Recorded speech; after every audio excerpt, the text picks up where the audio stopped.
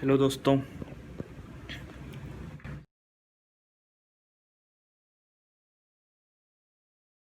आज हम लोग डिस्कस करेंगे ऑल इंडिया बार एग्ज़ाम 2020, जिसको हम लोग AIBE एग्ज़ाम भी बोलते हैं। सबसे पहले हमें जानना ज़रूरी है AIBE क्यों ज़रूरी है एडवोकेट्स के लिए। दोस्तों, जब हम LLB पास करते हैं और जब हम वकालत शुरू करते हैं उस टाइम हमें एक लाइसेंस लेना पड़ता है जो हमें मिलता है स्टेट बार काउंसिल से। स्टेट बार काउंसिल से हमें जो लाइसेंस मिलता है वो वैलिड होता है 2 ईयर्स के लिए। इन 2 ईयर्स में आपको ऑल इंडिया बार एग्ज़ाम पास करना होता है। उस एग्ज़ाम को पास करने के बाद ही आप क्वालिफाई होते हैं प्रैक्टिस करने के लिए आफ्टर 2 ईयर। अगर आपने ऑल इंडिया बार एग्ज़ाम पास नहीं किया है तो आप केवल 2 ईयर्स तक ही प्रैक्टिस कर सकते हैं। उसके बाद आप प्रैक्टिस करने के लिए एलिजिबल नहीं होते हैं। तो दोस्तों, स्टार्टिंग में हमें 2 ईयर्स का टाइम मिलता है इसको पास करने के लिए, और उसके बाद भी ऐसा कोई इसमें क्राइटेरिया नहीं है हम कितने अटेम्प्ट दे सकते हैं। आप इसमें कितने भी अटेम्प्ट दे सकते हैं, ऐसा कोई इसमें बाउंडेशन नहीं है आपके साथ में। तो अब हम जानेंगे आखिर इस एग्ज़ाम को कैसे पास करें। मेरे कुछ जूनियर साथी भाइयों ने मुझसे कई बार सवाल किया कि आखिर इसको क्या तरीका है इसको पास करने का, कैसे इसको हम फर्स्ट अटेम्प्ट में ही पास करें। तो दोस्तों, इसके लिए मैंने सोचा मैं एक वीडियो बनाता हूँ, इसमें आप लोगों को बताता हूँ कैसे इसको एक बार फर्स्ट अटेम्प्ट में ही पास करें। तो सबसे पहले हम लोग देखते हैं इसका सिलेबस आपको गूगल पे मिल जाएगा। मैं इस यूट्यूब के डिस्क्रिप्शन बॉक्स में भी इसका सिलेबस का लिंक डाल दूँगा, इसमें आप लोग देख सकते हैं कि इसका सिलेबस क्या है। दोस्तों, ये 100 मार्क्स का क्वेश्चन पेपर होता है।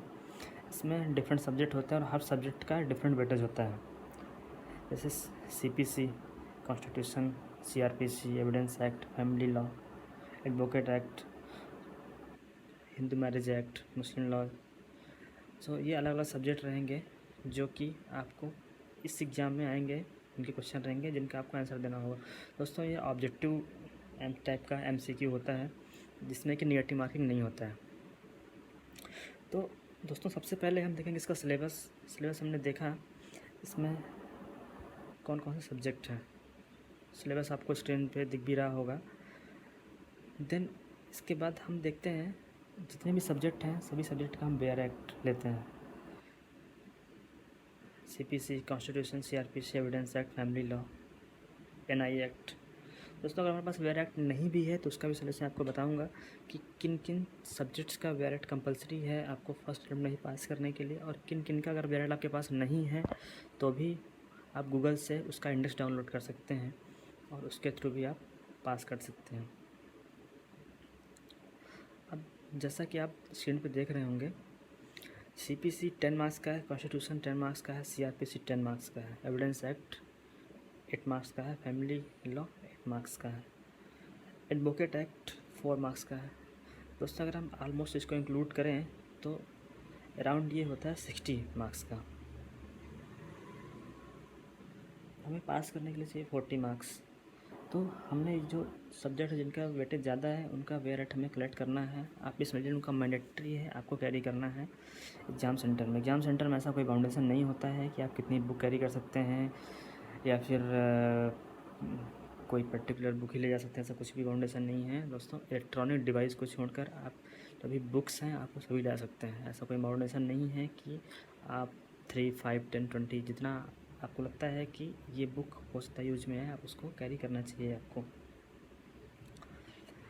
अब हम देखते हैं कि जो जिनका वेटेज ज़्यादा है उनका वेयर एक्ट लीजिए आप।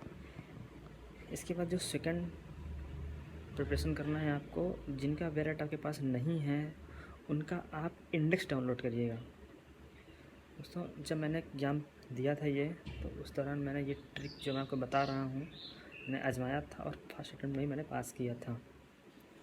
तो इसमें आपको जो इंडेक्स डाउनलोड करने हैं उसका वजह ये है, रीज़न ये है कि जो मैक्सिमम क्वेश्चन होते हैं वो इंडेक्स से भी आते हैं। सपोज दैट उसमें आपसे पूछा जाएगा कि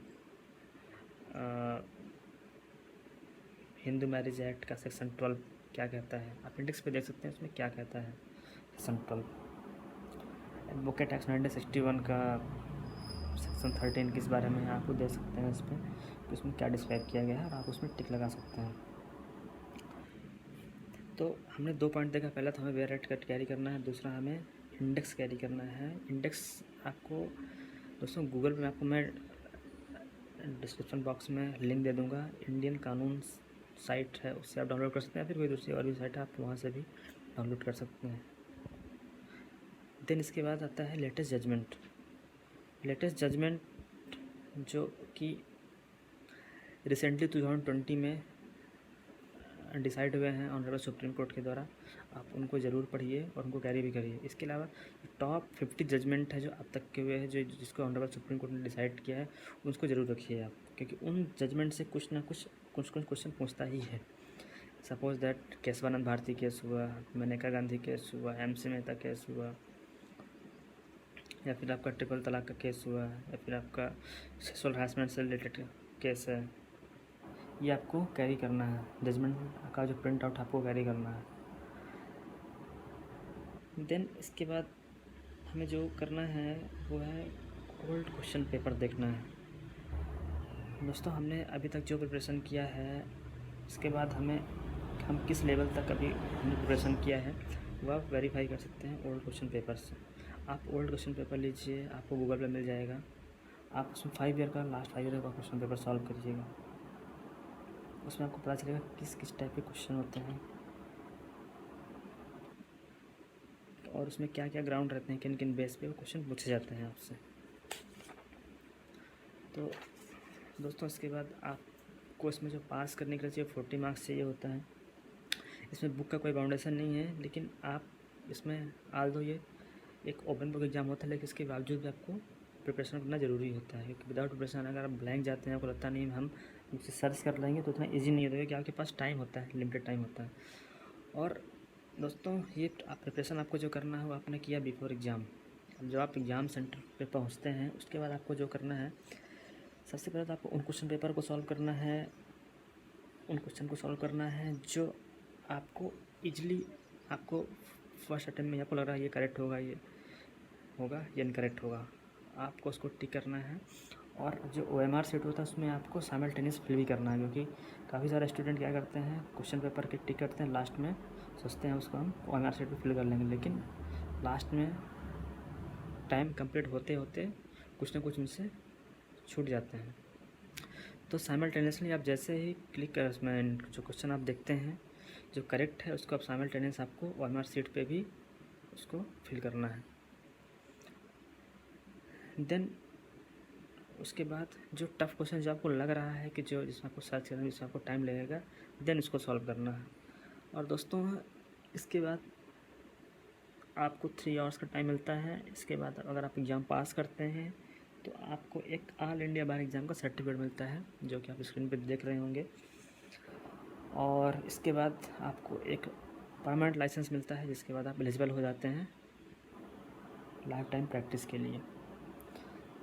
थैंक्स दोस्तों। आपको कुछ क्वेरी है, कुछ डाउट है, तो मैं आपका मेल ID मेंशन करूँगा इस पर, आप उस मेल ID पे क्वेश्चन कर सकते हैं, आपको मैं उसका जवाब दूँगा। So all the best for your AIB exam.